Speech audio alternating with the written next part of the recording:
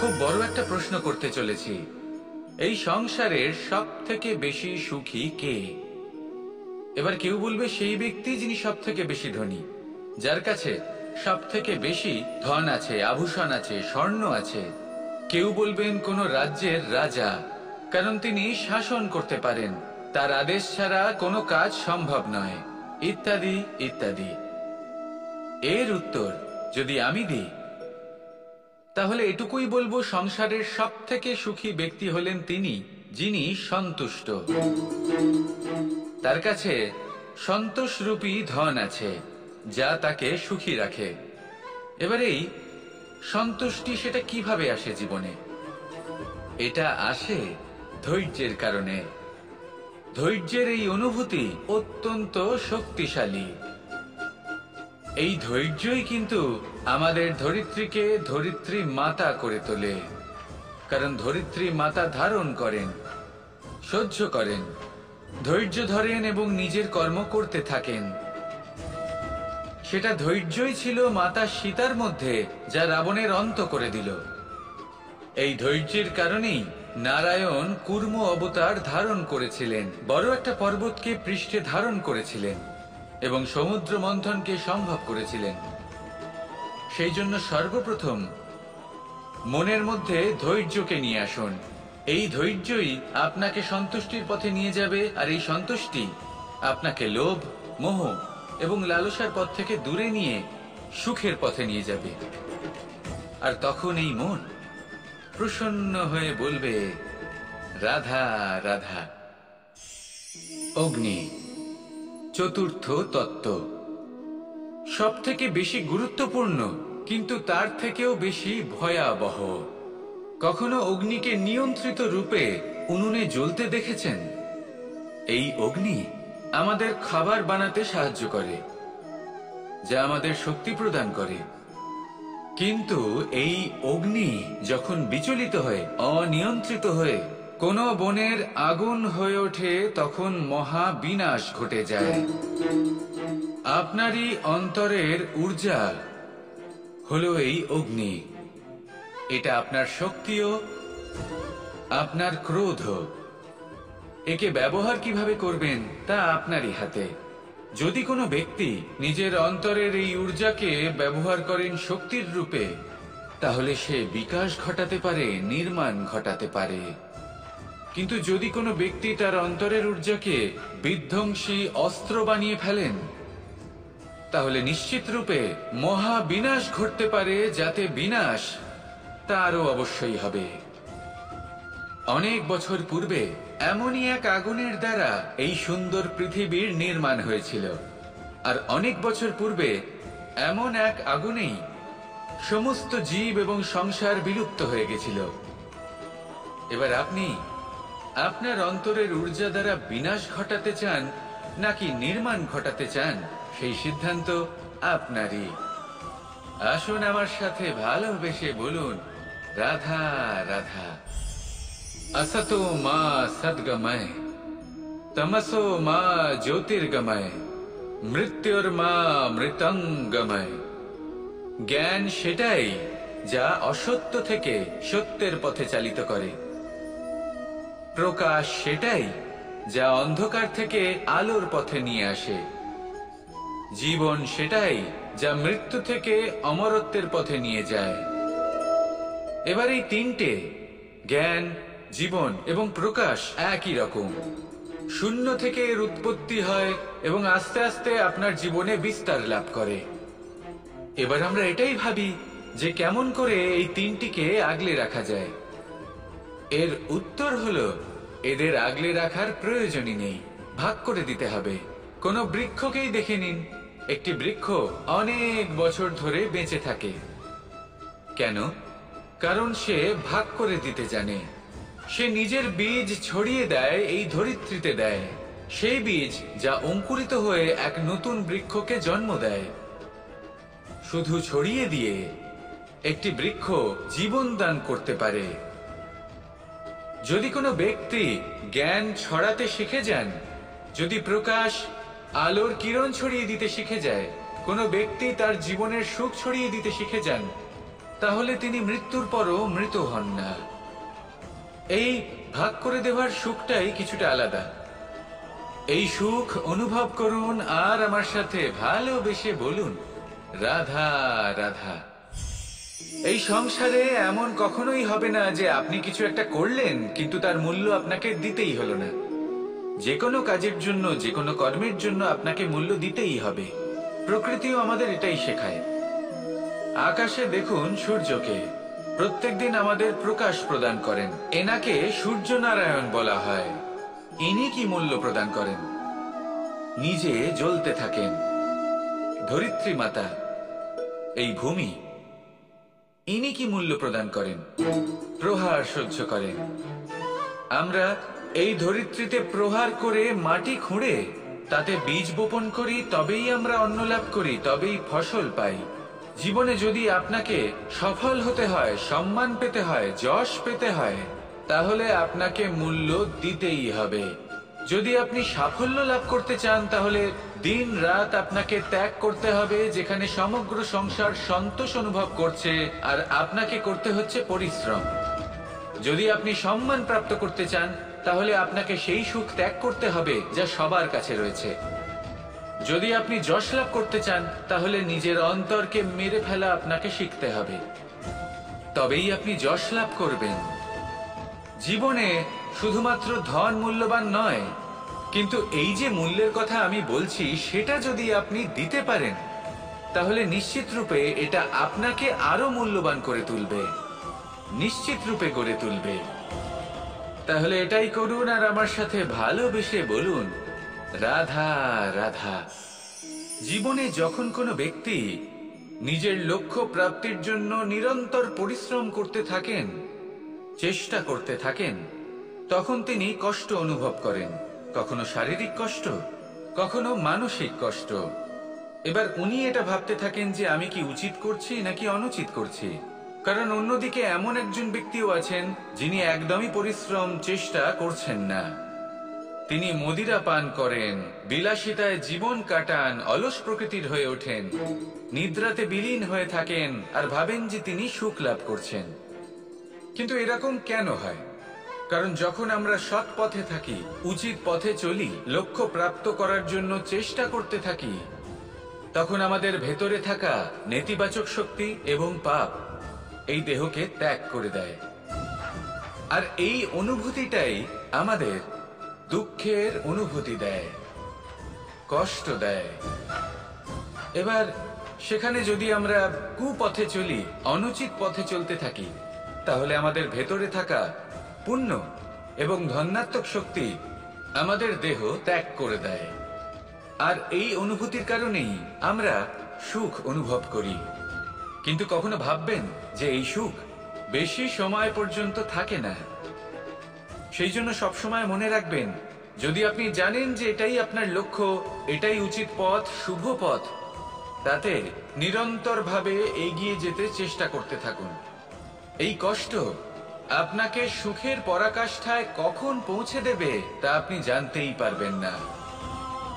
আসুন আমার সাথে ভালোবেসে বলুন, রাধা রাধা। কোনো বাড়িতে, কোনো পরিবারে যখন কারোর জন্ম হয় তখন তা কত সুখের মুহূর্ত হয়। সেই ছোট্ট সন্তান যখন কিছুটা বড় হয়, সে হাঁটার চেষ্টা করে। আর সেই প্রক্রিয়াতেও খুব বড় একটা শিক্ষা লুকিয়ে রয়েছে, ঠেলে দেওয়া। যখন আপনি হাঁটতে চান, সামনে এগোতে চান, তখন আপনি কি করেন? নিজের পায়ের তলার যে মাটি তাকে আপনি পেছনে ঠেলে দেন। ব্যাস, এই একই জিনিস তো জীবনেও শিখতে হবে। এবার যদি আপনি জ্ঞানের পথে অগ্রসর হতে চান তাহলে অজ্ঞানতাকে পেছনে সরিয়ে দিতে হবে। যদি আপনি প্রকাশের দিকে এগোতে চান তাহলে অন্ধকারকে পেছনে সরিয়ে দিতে হবে। যদি আপনি ভবিষ্যতে সফল হতে চান তাহলে অতীতের যে অসফলতাগুলিকে পেছনে সরিয়ে দিতে হবে। যে জল বইতে বইতে থেমে যায় তাকে আমরা নালা বলে থাকি, তার থেকে দুর্গন্ধ বের হয়। কিন্তু যে জল বইতেই থাকে তাকেই আমরা পবিত্র জল বলি। তাহলে আপনিও কর্ম করতে থাকুন, কখনো থামবেন না। আর আমার সাথে ভালোবেসে বলুন, রাধা রাধা। যোগাসন। যোগাসনে আসন অত্যন্ত গুরুত্বপূর্ণ। এবার আমি বলবো সব থেকে শ্রেষ্ঠ আসন কোনটি। আশ্বাস।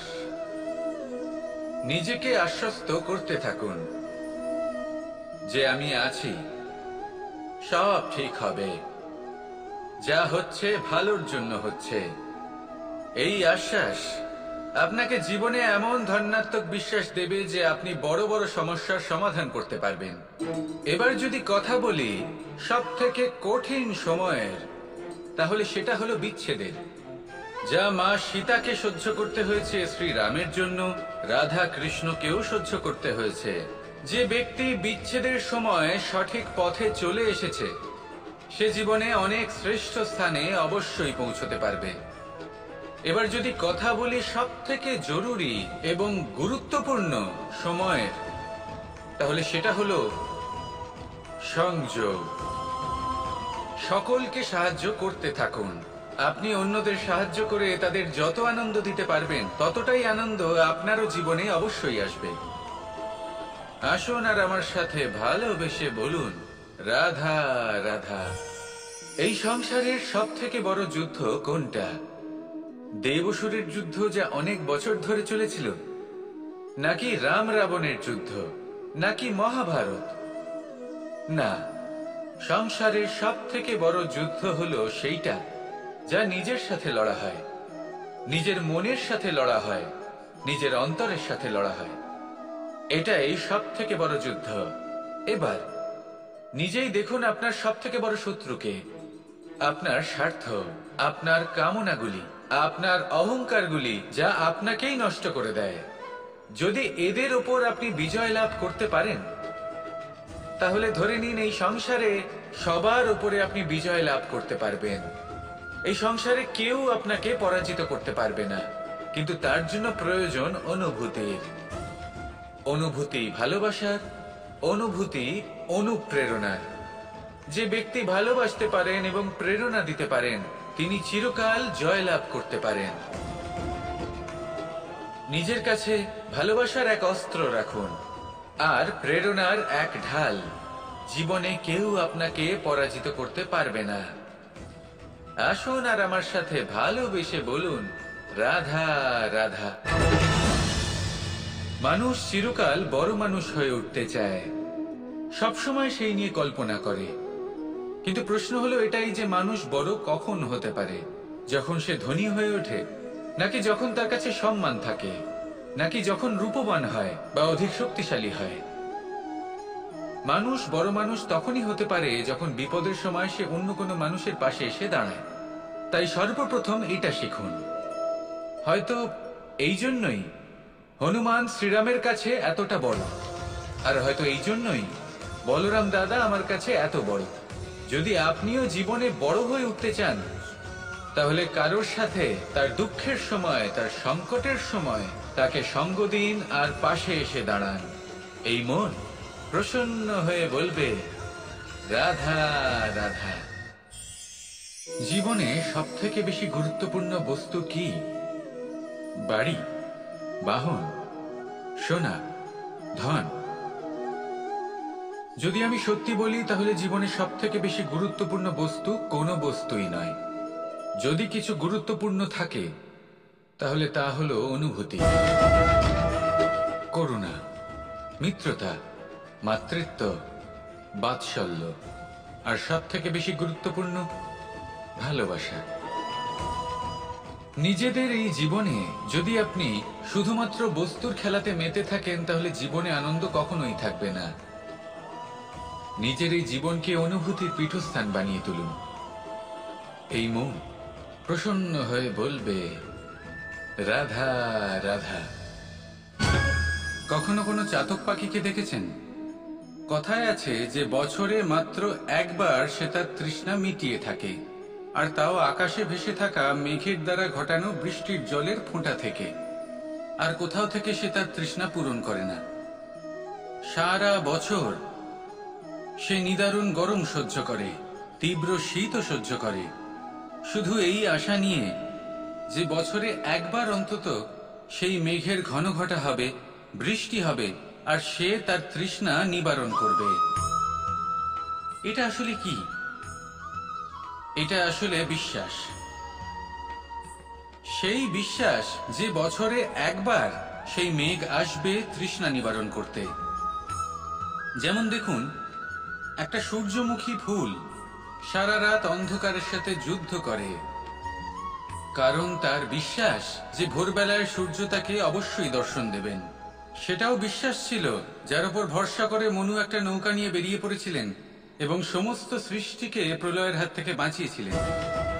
সেটাও ছিল ভালোবাসার প্রতি বিশ্বাস, যার উপর ভরসা করে বানর এবং ভাল্লুক সেনা নিয়ে শ্রীরাম আক্রমণ করেছিলেন সমস্ত বরদানপ্রাপ্ত অসুরগণ এবং রাক্ষসগণের লঙ্কায় এবং জয় লাভ করেছিলেন।